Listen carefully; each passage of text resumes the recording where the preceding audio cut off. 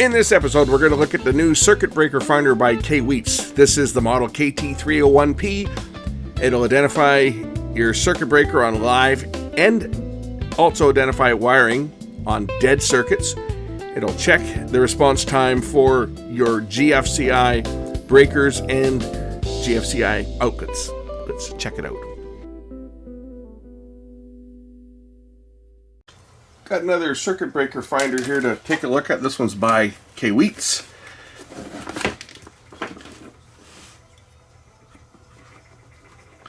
Open this one up and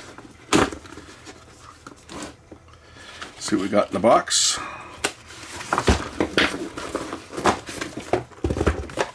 Okay, in the package,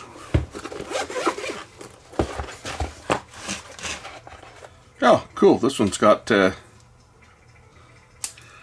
couple of different little adapters, so you can plug it into a light socket for checking out circuits that are, with a light fixture.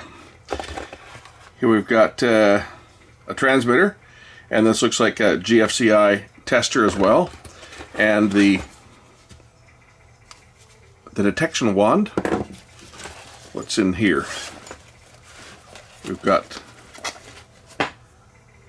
a clip, so you can clip it onto wires if you've got no outlet.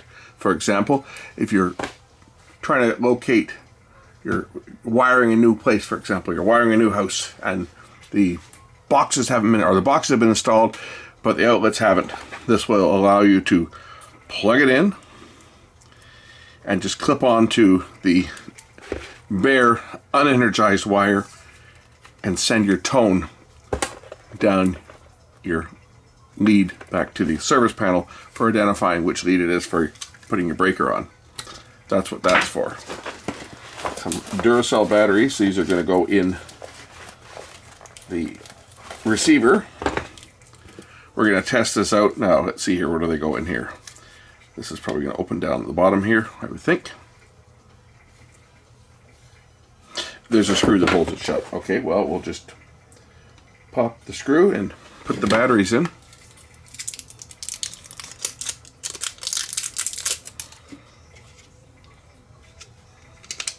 Two batteries. And then we're going to plug this in and we're going to find the breaker. Does this one use batteries too? This one also uses batteries. Now these units are pretty self-explanatory. You plug them in. They send a tone down the wire, and you can then detect it at the other end. Now, one of the reasons that this one, unlike the last one that I checked over, this one has batteries in it because it can work on dead circuits as well as live circuits with the adapter cable. So obviously you need a way to power the transmitter. I think the other one had rechargeable batteries in it. This one here uses double or AAA.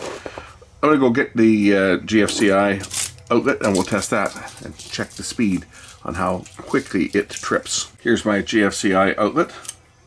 This has got a non-contact voltage detector in it as well, so if I turn it on, this should detect.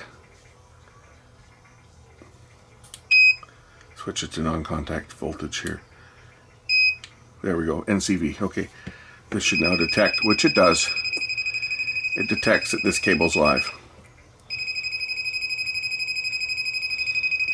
And if it's over a certain voltage, it turns red. Can you see that? It's now lighting up red. When the voltage is lower, it's green. Press and hold to go back to tone mode. We plug in, turn this on, and we're now in voltage test mode or line test mode. Plug it in. It tells me that we have 120.8 volts and the outlet is wired correctly.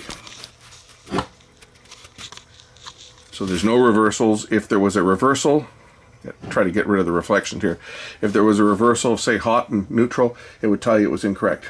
And same with earth if it was missing. It would tell you it's incorrect. I can plug this in with this adapter here, and we'll see what happens when we'll do that. To test the GFCI, and it tells me I got a green light down here that says everything's correct. If I press GFCI test, it should trip the GFCI, so I'm going to press it. Is that what I do to press? Got to press and hold for 2 seconds, and then it'll trip.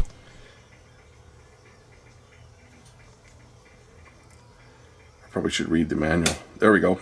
Passed it. And now the voltage is off. So reset.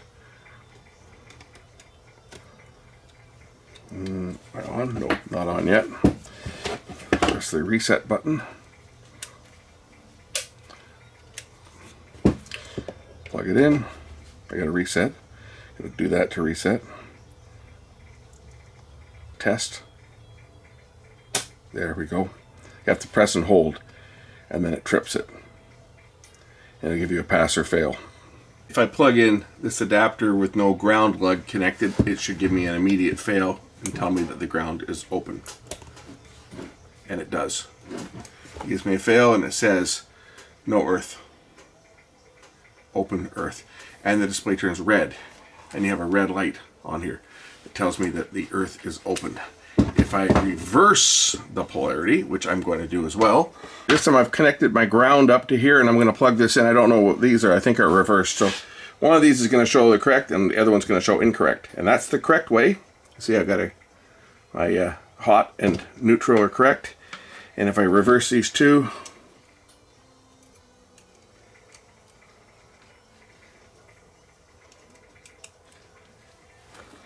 and reset it, and now I plug it in again, it's going to flash red and it's going to tell me that my line and neutral are reversed, and it tells me that right there. It's flashing to say line and neutral is reversed.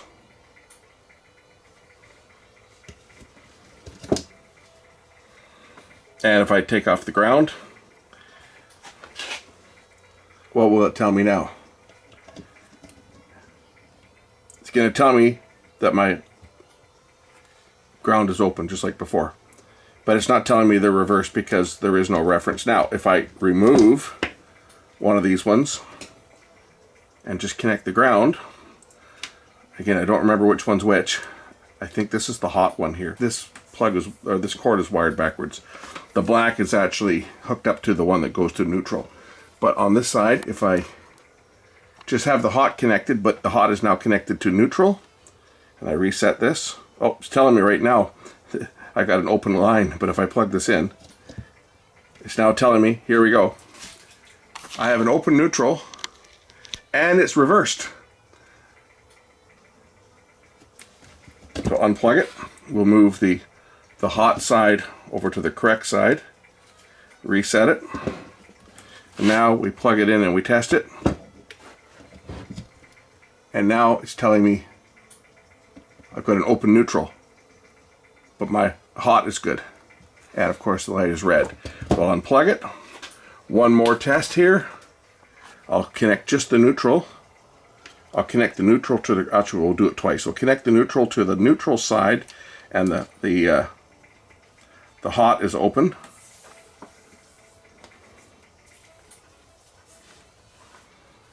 Now it should detect.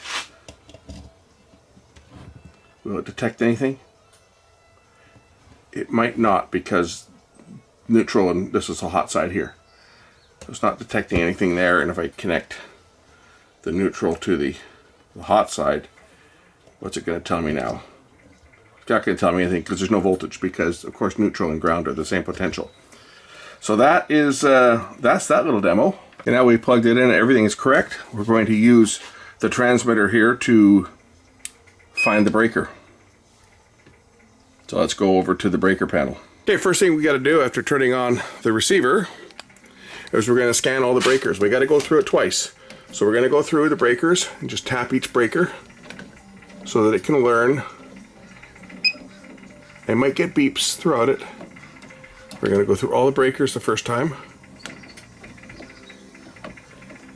and then go through them a second time once we learn all the breakers. Okay, that's the first scan. Second scan, we're going to do same thing. We're going to go here.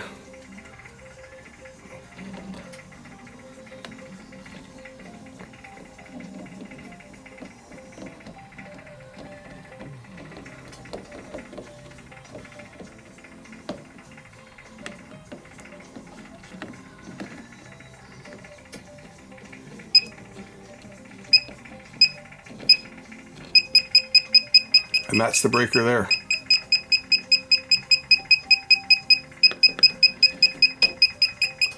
If I turn that one off, we should lose all the lights in here. Which we did, because that's the circuit that it's on. And now, of course, you won't see anything, but we have no beeping whatsoever. That I'm in the dark.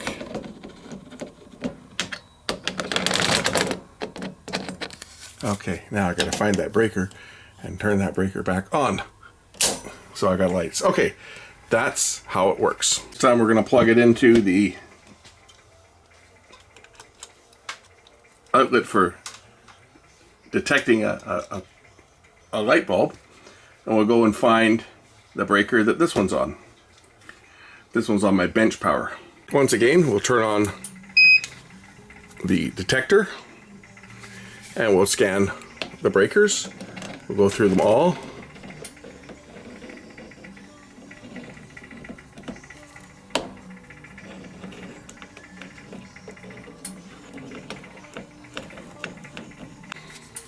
So we go through the second scan. Yeah, that's the one it's on. It's on this one here. Bench bottom, because I have top and bottom. I have two separate circuits, and that's the one it's on right there. And if I turn it off,